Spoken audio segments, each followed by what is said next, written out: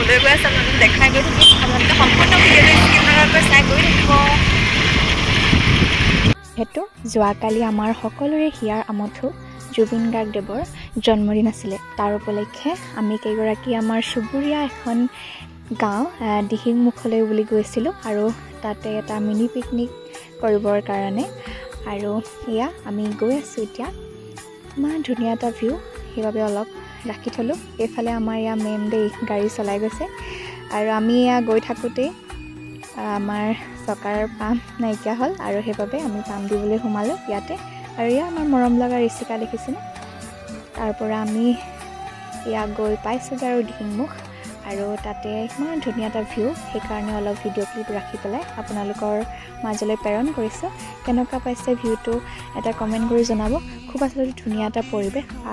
আমি সেই পৰিৱেশটোৰ সমভাগী হৈ খুবেই আচলতে সুখী বুলি ক'ব লাগিব ইমান ধুনীয়া পৰিৱেশ মানে কি কম ভাষাহীন আৰু সকলোৱে ইয়াতে আমি ফটো ক্লিক কৰিলোঁ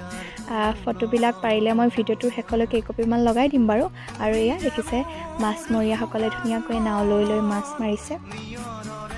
আৰু আমাৰ ইমান নাৱত উঠিবলৈ মন গ'ল সেইকাৰণে নাৱৰীয়া দাদাজনক বৌয়ে মাতি দিলে আৰু আমি সকলোৱে গৈ ফটো উঠিলোঁ এয়া মেমে ইয়াতে পাৰ্কিং কৰি লৈছে গাড়ীখন যিহেতু আমি ইয়াতে এতিয়া খাম আমি সকলোৱে ব্যঞ্জন ঘৰতে তৈয়াৰ কৰি নিছিলোঁ যিহেতু তাত আমি এতিয়া খাবলৈ বুলি বৌয়ে প্ৰথমতে গোমধান আৰু বইল আলু এই এনেকৈ চানা এটা বনাবলৈ কাৰণে ৰেডি কৰি নিছিলে আৰু তাকে এতিয়া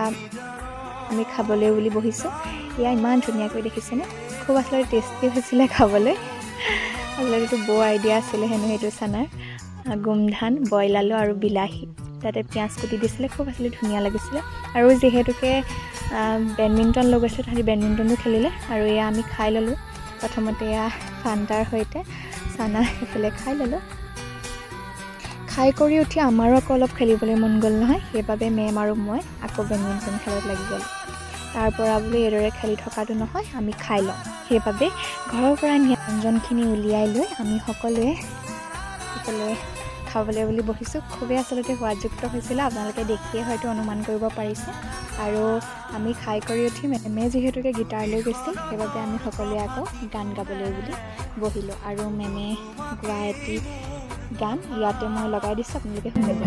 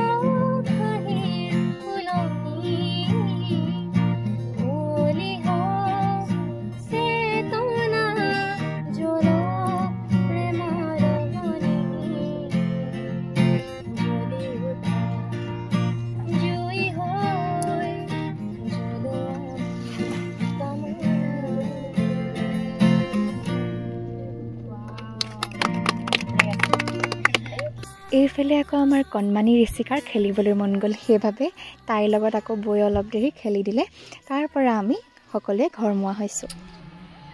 হেল্ল' গাইজ, আমি এতিয়া যাবলৈ লৈছোঁ দেই। চকুলো মেলিব পৰা নাই। এইফালে আমাৰ গাড়ী ঘূৰাই আছে।